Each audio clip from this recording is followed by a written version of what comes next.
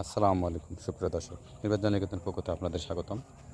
আমি আজকে যে জায়গাটিতে বসে থাকি এই জায়গাটির একটু পরিবেশটা আপনাদেরকে দেখাবো।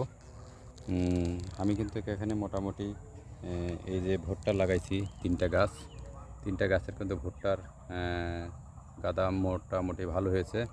এই দেখতে পাচ্ছেন, এই যে দর্শক, এই এই ভুট্টাগুলো মোটামুটি লাগাইছিলাম, এখন ক্যান পড়েছে। তো এই যে একটা গাছ, এই দেখেন। তো দর্শক, আমাদের এই ছিল আপডেট। আর আমি এখানে কিছু কাজ করি, সেটা হচ্ছে কি, কিছু পেঁপের চারা দিয়েছি।